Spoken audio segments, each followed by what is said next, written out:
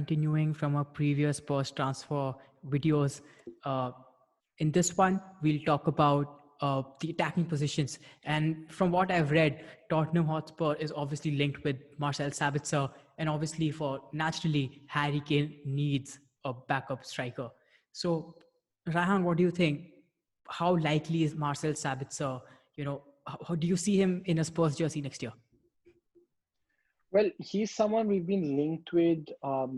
We were tamely linked with him last summer, but immediately after the summer transfer window ended, these sort of links cropped up, and it seems like it's very, very likely. Manchester United and Liverpool are in the conversation, but I think he's definitely looking at Spurs, and Spurs are very, very keen on him. Um, I think we'll get him. I think Levy will get his man. He's an extremely versatile player. Can play at central midfield, can play at center attacking mid, can play on the right wing. Amazing at pressing. Scores goals, does the defensive work. So he's a player that would definitely. I mean, he's basically Sissoko into 10. He's Sissoko with that technical ability, with the finishing, with the final pass. So he's definitely a player that I would really, really want to see.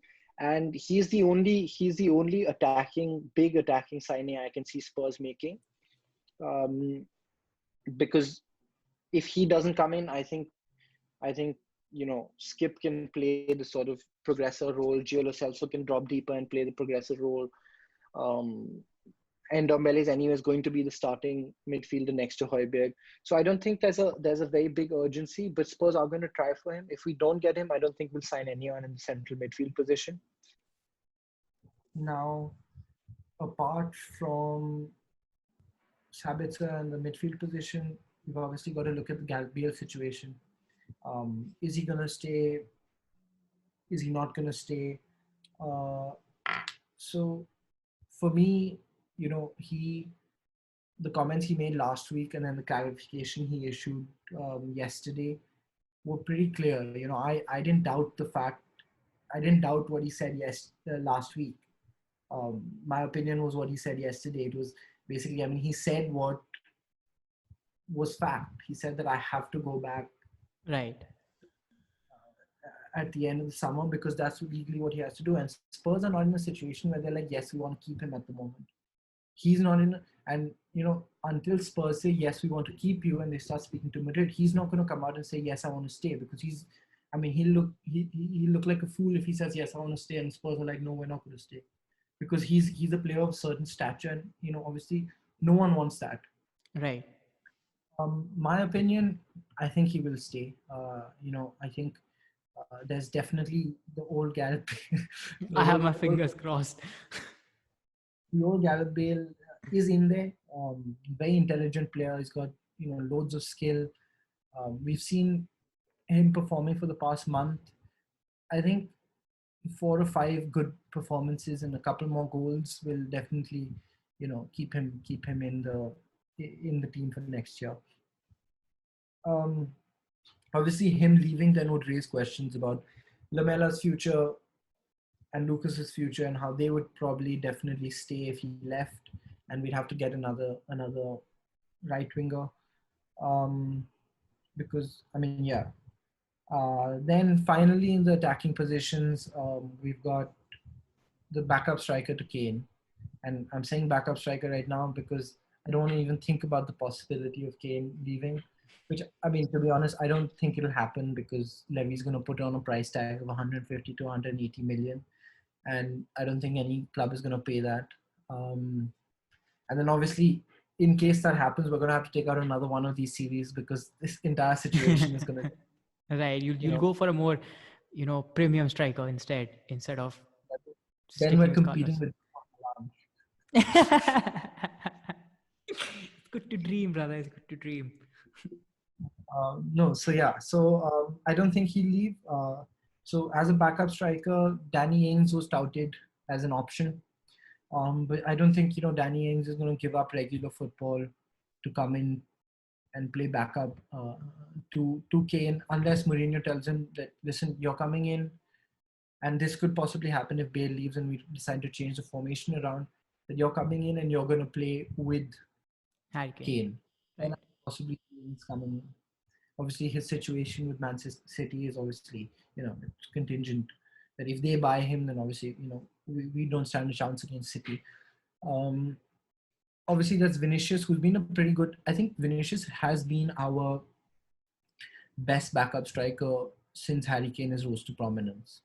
I mean, a case could be made for Fernando Llorente, scoring that hip goal versus Man City, and that final third goal against Borussia Dortmund. He was good. I was surprised we didn't keep him last season. But I think Vinicius has done a much better job. He's got 9 goals and 9 starts for Spurs. Doesn't know the language, so obviously been tough adjusting for him. And just so I think if Spurs can negotiate a cut price deal, the current the current option to buy is 35 million. If we can get it to about 15, then I think Spurs will keep him. Um, Obviously, talking about Spurs striker options, you have to look at Dane Scarlett, who's a huge talent. He's got a couple of minutes here and there this season. He's going to become a proper first team squad member next year. So you can expect more minutes from him. Troy Parrott, who's also got lots of potential, will again, I think, find another loan spell. And then a year later, I think Scarlett will also go on loan unless he sort of explodes onto the scene. Right. So yeah, I think Kane, Vinicius, and Scarlett is the pecking order that you would see next season for Spurs. And then, in the attacking positions, like we did for the defensive positions, I'll just read out what I think the squad will be. I think we'll have Ndombele and Sabitzer competing for the sort of more attacking central midfielder role. We'll have, as a principal central attacking midfielder, Lo Celso and Lucas competing. Sabitzer can be a backup here, so can Ndombele. The same way Lo Celso can be a backup in the central midfield position. At the right wing, I think we'll have Bale and we'll probably have Lamela as a backup, unless Lamela leaves, in which case then we'll probably look for a sort of maybe a younger right winger. And if Right. both Bale and Lamela, then then it's a whole different, and you've got a more extensive search. On the left wing, you'll have Son starting with Bergwijn, and then, like I said, for the strikers, you'll have Kane, Vinicius, and Scarlett as the pecking order, which I think is a huge. This entire squad is a huge, in my opinion, is a huge upgrade on what we already have. Currently, my opinion is that, I mean, 6 to 10 players leaving can sound like a huge shock, but 4 out of those players are already on loan, and this squad more than anything is bloated. So I think if we get rid of the quantity and bring in some quality, I'll be very happy. Even if we just bring in 3 or 4 quality signings, that can push the players that are currently in the first 11 and in the defense take up the positions that are open in the first 11, I'll be very happy. So we're not quite sure which players are going to come in, which players are going to go in. Will Tottenham finish top 4 next season? Will they challenge for a trophy next season? But one thing which we can predict is that next season's transfer window is going to be really interesting from Spurs' point of view, from neutral's point of view, from a fan point of view. So stay tuned, because 18 yards has some interesting. Just sort of just to cap Yeah. off before you, I think this is the most significant transfer window that Spurs have had or will have since Gareth Bale left.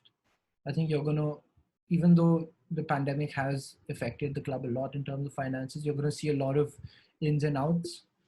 So Spurs will be a good team to keep an eye on, and especially I think if they get that Champions League position and that extra money, and then we're sort of even more confident in the market. Right. So like I said, this is going to be a really interesting transfer window. So please stay tuned, because 18 yards has got some interesting content coming your way. And please don't forget us to follow us on Twitter and Instagram. Thank you for watching.